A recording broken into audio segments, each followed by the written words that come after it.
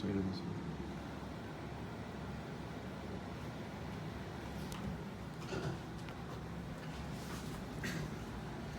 Hello everyone. I hope everyone's having a wonderful evening tonight. My name is Giovany Lorenzo, and the topic up for discussion tonight will be baseball. More specifically, I'd like to delve into the position that I play, which is catcher. Before I do that though, I want to give you guys a little bit of background on myself and the experiences that I've had throughout my lifetime in the game of baseball. I'm 19 years old, and I was born and raised in Fort Myers, Florida. I've been playing baseball ever since I was 3, and I've been catching ever since I was 5. My mom, she was born in New York, but she's of Puerto Rican descent, and my dad, he was born and raised in the Dominican Republic. Those two islands are world renowned for their baseball prowess, and it's the main sport in each of those islands. So much so, in fact, that a fifth of all MLB players and minor league players come from the island of the Dominican Republic. My dad also falls into that category because he played professionally with the Red Sox for about 5 years. I also have an older brother who is playing baseball now, so you can say baseball is in my blood and it's been ingrained in me ever since I was a little kid.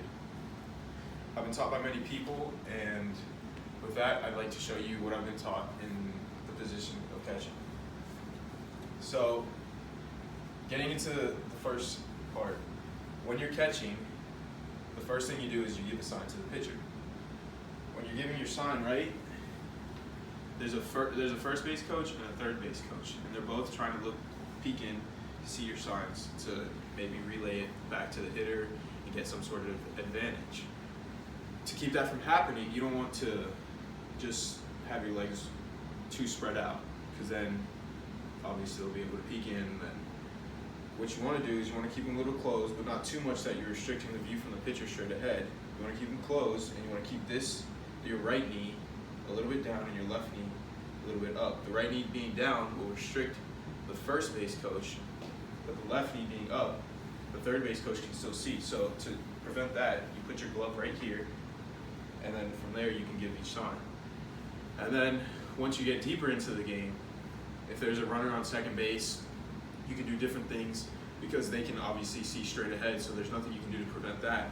But you can give different signs, as in, like, if different things mean different pitches, you can give multiple signs. The second thing I like to do is your stance. After you've given your sign, right, your stance to catch the ball. There's two different types of stances, and it depends on if there's a runner on base or if there's a runner not on base. When there's no runners on base, you can be a little bit more relaxed. You don't have to be so tense. You can just sit down right here, stay relaxed, because there's no one on. You don't have to worry about blocking as much or someone trying to steal a base or something like that. You can also, some people teach, you can go like this and put one knee down, left or right. Some people, whichever you prefer. Some people like to do right. I like to do left personally because it doesn't restrict my glove movement to get a pitch. This is done for the fact that you can give a lower target when you have your knee down, and that'll help the pitcher out in the long run. Now, if there's a runner on base, after you give your signs, you don't want to stay down, because then it could be looked at as lazy, and if he steals or if you have to block pitch, it restricts movement for you trying to get to the baseball. So what you want to do is you want to get your butt up a little bit, and you want to stay on your toes. With this, if he throws one in the dirt, you can easily move and be mobile to block, or if he tries to steal, you can easily get up and do your move. With that, I'd like to lead into movement to second base. When you're doing your move to second base, after you've come up, a lot of people teach going all the way, replacing your right foot with your left foot.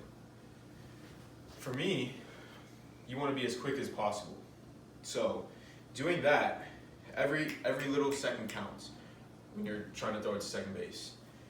So instead of replacing your right foot with your left foot, what I like to do is I like to divide my body in half, and instead put my right foot halfway through my body while turning it, and then go and push off.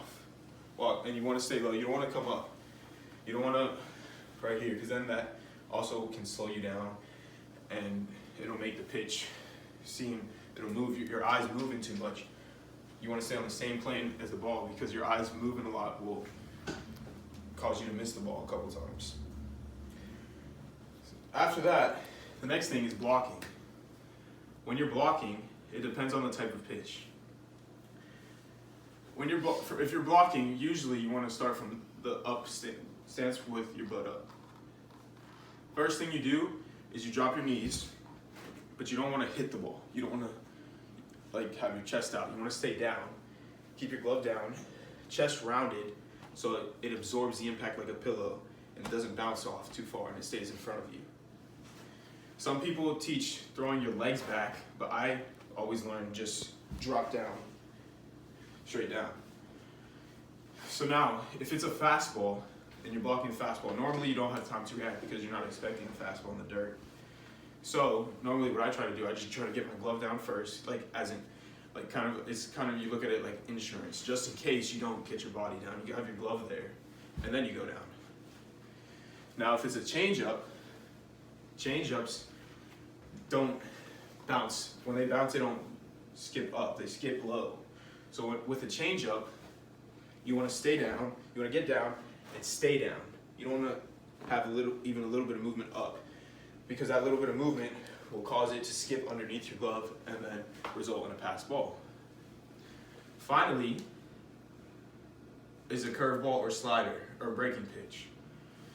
Depending on if it's a righty or lefty, depends on how you will block it. If it's a righty, right, wherever the ball is going to bounce is where you want your right knee to land.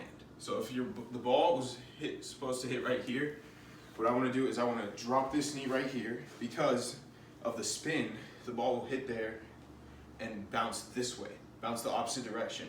So if I get in front of it right here and it hits there, it's going to bounce this way. But if I'm right here, it'll bounce here and hit directly into my chest. Now with a lefty, it's the opposite. You want your left knee to hit wherever. So say it were to bounce here again.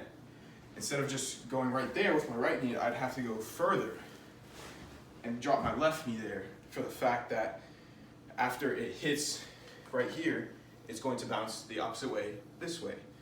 And that's when, again, you want to make sure it hits the middle of your chest and stays in front. That's all for tonight. I want to thank you. Have a good night.